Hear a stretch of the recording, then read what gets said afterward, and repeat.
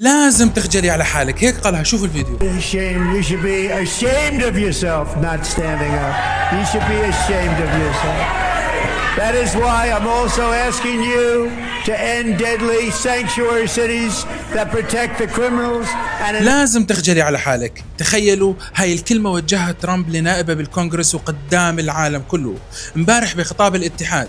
الأجواء ما كانت سياسية وبس، كانت عبارة عن حلبة مصارعة سياسية.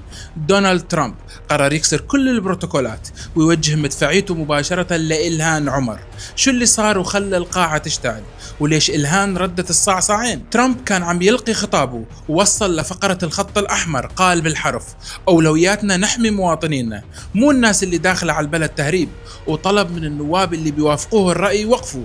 الكل وقف وصفق إلا إلهان عمر، ظلت قاعدة بمحلها وبكل ثبات. هون ترامب فصل فيوزه، ترك كل شيء ووجه الكلام إلها شخصيا. لازم تخجلي من حالك لأنك ما وقفتي. هيك قال لها: انتوا عم تحموا المهربين واللي فايتين بشكل غير قانوني.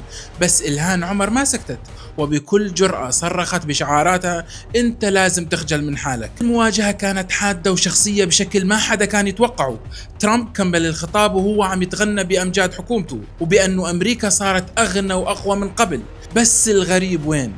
انه عمل حاله ميت وما جاب سيرة التضخم اللي عم ياكل جيوب الامريكيين، ولا حكى عن حرب الاسعار اللي هو كان سببها. خطاب الاتحاد المفروض كان يجمع الناس، بس خطاب امبارح شرشح الوحدة الوطنية وقسم الكونغرس والشعب لنصفين. ترامب شايف حاله المنقذ ومعارضينه شايفينه عم يزرع الفتنة. بدي اسألكم، مين برأيكم معه حق؟ ترامب اللي عم يطبق القانون بصرامة، ولا إلهان عمر اللي عم تدافع عن مبادئها؟ اكتبوا لي آراءكم بالتعليقات، ولا تنسوا تشتركوا بالقناة لحتى يصلكم كل شيء جديد. خلص الحكي.